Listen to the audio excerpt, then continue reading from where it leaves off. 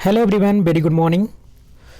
दोस्तों, आज के इस वीडियो में हम लोग पढ़ेंगे यूपी बोर्ड क्लास 6, 7 एंड 8 का एनवायरनमेंट यानी कि पर्यावरण, चैप्टर नंबर 12 ऊर्जा के स्रोत एवं सतत विकास यानी कि source of energy and sustainable development. आइए देखते हैं पहला प्रश्न आपके सामने दे रखा है। निम्नलिखित प्रश्नों के उत्तर दीजिए। प्रश्न नंबर का नव्यकरणीय एवं अनव्यकरणीय ऊर्जा के स्रोत क्या हैं? उदाहरण देकर बताएं। हम कह सकते हैं नवीनकरणीय या अनवीकरणीय, ठीक है, या नव्यकरणीय या अनव्यकरणीय, दोनों एक ही चीज़ है, ठीक है। नवीकरणीय या अनवीकरणीय अब लिख लीजिएगा, कोई दिक्कत नहीं है। तो आपको बताना नवीकरणीय ऊर्जा के स्रोत और अनवीकरणीय ऊर्जा के स्रोत क्या हैं और उसके उदाहरण लेकर के बताना हो। उत्तर में हम लोग लिखेंगे ऊर्जा के स्रोत, ऊर्जा के वे स्रोत जिनकी आपूर्ति प्राकृतिक क्रियाकलापों द्वारा प्रकृति में निरंतर बनी रहती हैं तथा जो समाप्त नहीं होती है, उसको हम बोलते हैं नव्यकरणीय या नवीकरणीय ऊर्जा के स्रोत, जिसको हम दोबारा यूज कर सकते हैं, जिसकी क्रियाकलाप बनी रहती है, प्रकृति में पाए जाते हैं, जैसे कि हमारे जल हैं, पवन है, सूर्य है। ये क्या है हमारे की प्राकृतिक स्रोत हैं जो कि नवीकरणीय प्राकृतिक स्रोत के अंतर्गत आते हैं, क्योंकि जल का जो स्तर है हमेशा बना रहता है और उसको हम दोबारा इस्तेमाल कर सकते हैं। एक बार इस्तेमाल होने के बाद ये ख़त्म नहीं हो जाती हैं।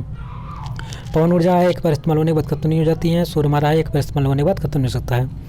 ये सब हमारे नवीकरणीय की ऊर्जा के स्रोत के अंतर्गत आएंगे। जबकि ऊर्जा के जिन स्रोतों का उपयोग करने के पश्चात पुनः प्राप्त करना संभव नहीं होता है और नवीकरणीय ऊर्जा के स्रोत कहलाते हैं, जैसे कि कोयला, पेट्रोल, डीजल, मिट्टी का तेल, प्राकृतिक गैस आदि। तो कहीं ना कहीं आपने इसमें देखा कि इसको हम इस वाले प्रकार के ऊर्जा जो थे, इसको अगर एक बार इस्तेमाल कर लिए यानी कि वो दोबारा हमारे यूज़ में नहीं रह गई। ऐसे स्रोत जिसको हम एक बार इस्तेमाल कर ले दोबारा हमारे उपयोग में ना आए, उसको हम बोलते हैं अनवीकरणीय ऊर्जा के स्रोत। जैसे कि आपने देखा कोयला, पेट्रोल, डीजल, मिट्टी का तेल, प्राकृतिक गैस आदि।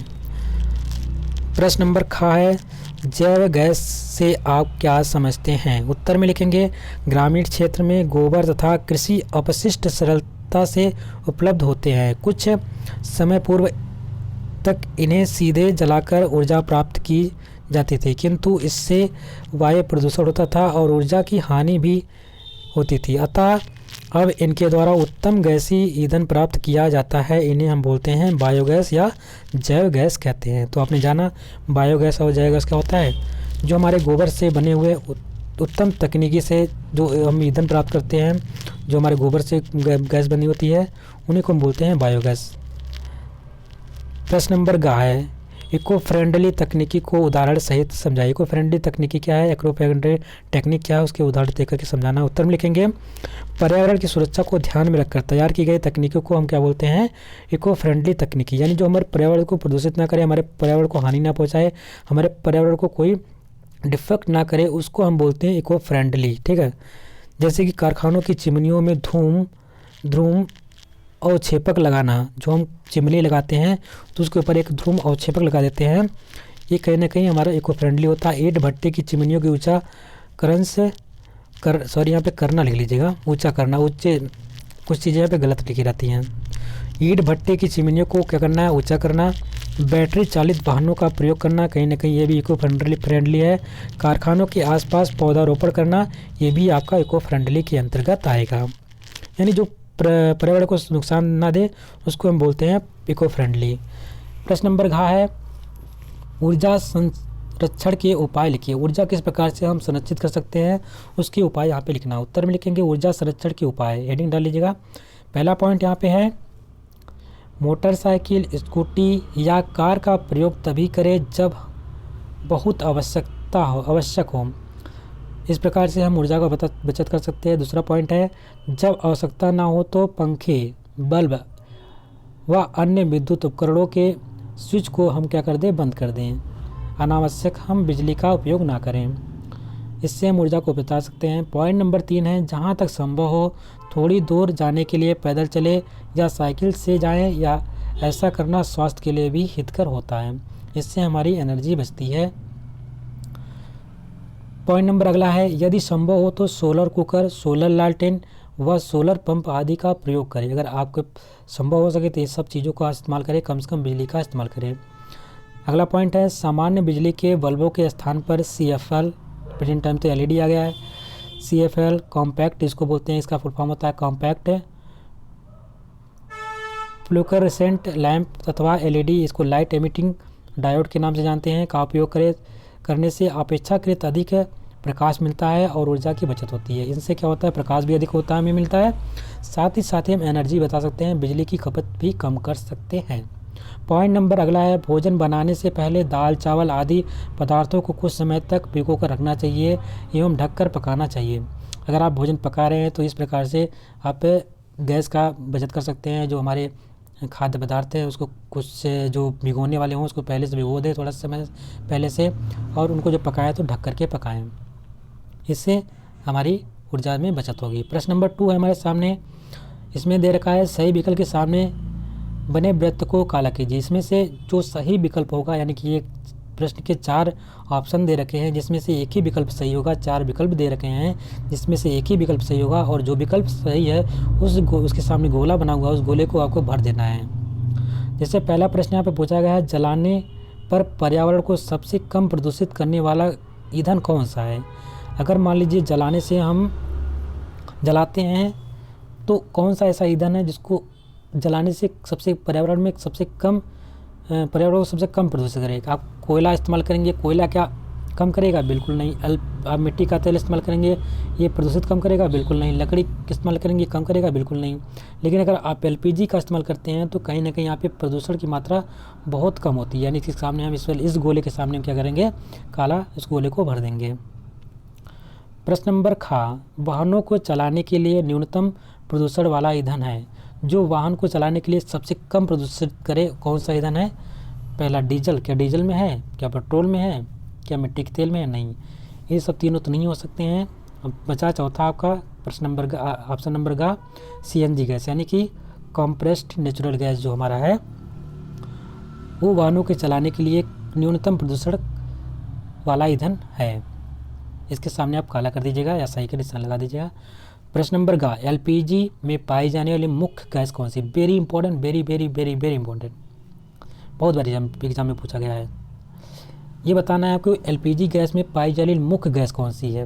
अक्सर लोग मान के आते हैं मीथेन CH4, लेकिन मीथेन नहीं होता हमारा, ठीक है, CH4 लिख लीजिएगा। कार्बन के 4 परमाणु होते हैं यहाँ पे। तो यहाँ पे आपको ध्यान में रखना है ब्यूटेन और प्रोपेन भी दिया रहता है ऑप्शन में, लेकिन आपको ध्यान रखना है B फॉर ब्यूटेन, ठीक है।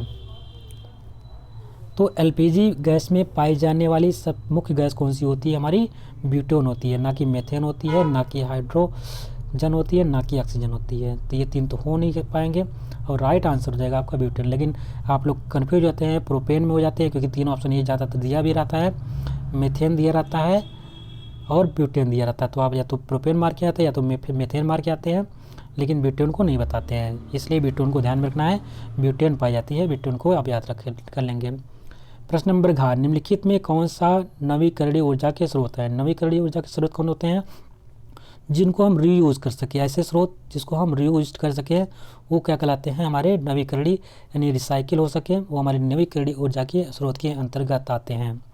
कौन से हम ऐसे चीज़ है हम इसको रीयूज़ कर सकते हैं? क्या पेट्रोलियम हम यूज़ कर सकते हैं? पेट्रोलियम जला देंगे, क्या हम दोबारा उसको फिर से ला सकते हैं? नहीं ला सकते हैं। प्राकृतिक गैस को हम इस्तेमाल कर लिए एक बार, तो क्या दोबारा से वो प्राकृतिक गैस हमको मिल सकती है? नहीं मिल सकती है। कोयला अगर हम जला दिए तो वो राख हो जाएगा, क्या दोबारा हमको फिर कोयला बन सकता है? नहीं बन सकता है। लेकिन पवन है, पवन हम एक बार इस्तेमाल कर लिए, पवन चक्की के माध्यम से टरबाइन चला लिए, फिर से पवन बनी, फिर से हम उसको चला लिए, फिर से हम बिजली उत्पादन कर लिए। इस प्रकार से पवन हमको बराबर मिलता रहता है, इसलिए हमारा ये नवीकरणीय ऊर्जा के स्रोत के अंतर्गत आएगा। प्रश्न नंबर 3 है, निम्नलिखित में से ऊर्जा के नवीकरणीय और अनवीकरणीय स्रोतों को छांट कर लिखिए।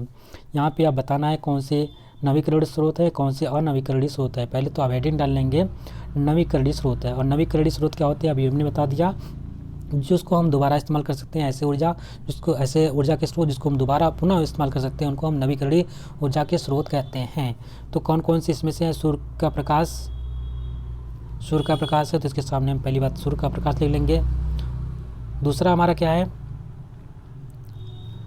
डीजल तो हमारा नवीकरणीय के नहीं आएगा, क्योंकि इसको इस्तेमाल करेंगे तो ख़त्म हो जाएगा एक बार, दोबारा फिर इस्तेमाल करेंगे पेट्रोल को, ये भी नहीं इस्तेमाल होगा, बायोगैस भी नहीं होगा, लकड़ी भी नहीं होगा, कोयला भी नहीं होगा, और बचा क्या है, पवन, यानी सूर्य ले लिया और पवन, दो चीज़ तो नवीकरणीय के अंतर्गत आ गया। अब बचे जो टोटल और बच गए वो हमारे अनवीकरणीय के अंतर्गत आ जाएंगे। कौन कौन से बच गए थे, हमारा डीजल बच गया था, पेट्रोल, बायोगैस, लकड़ी और कोयला, ये सब अनवीकरणीय ऊर्जा के स्रोत के अंतर्गत आ जाएंगे। आप इस प्रकार से छांट के लिख लीजिएगा। प्रश्न नंबर 4 है, रिक्त स्थानों की पूर्ति कीजिए। पहला यहाँ पे उत्तर दे रखा है, पहला कथन है सौर ऊर्जा का स्रोत है या पृथ्वी पर मुख्य ऊर्जा का स्रोत कौन सा है, तो आपको खाली स्थान में भरना होगा सूर्य। सीएनजी का प्रयोग कहाँ करते हैं, खाली स्थान में भरेंगे, वाहन में करते हैं। एलपीजी का प्रयोग कहाँ करते हैं, खाली स्थान में भरेंगे, रसोई में हम प्रयोग करते हैं खाना पकाने के लिए। अगला कथन है कमरा छोड़ते समय बिजली पंखा का स्विच क्या कर देना चाहिए। मान लीजिए आप कमरे से बाहर जा रहे हैं तो खाली स्थान में क्या भर देंगे, तो अगर पंखा उनका चल रहा है तो उसका स्विच क्या कर देंगे, उसको बंद कर देंगे, यानी खाली स्थान में क्या कर देना, आपको बंद कर देना है। इस प्रकार से आप ऊर्जा का बचत कर सकते हैं। आशा करते हैं आपको वीडियो पसंद आई होगी। अगर आपको वीडियो अच्छी लगी तो उसको लाइक करिएगा, चैनल पर अगर नए होंगे तो चैनल को सब्सक्राइब कर लीजिएगा, साथ ही बेल आइकन को भी प्रेस कर लीजिएगा। जब भी हम अगला वीडियो अपलोड करेंगे तो उसका नोटिफिकेशन आप तक पहुँच सकेगा। मिलते हैं अगले वीडियो में, तब तक के लिए नमस्कार, जय हिंद।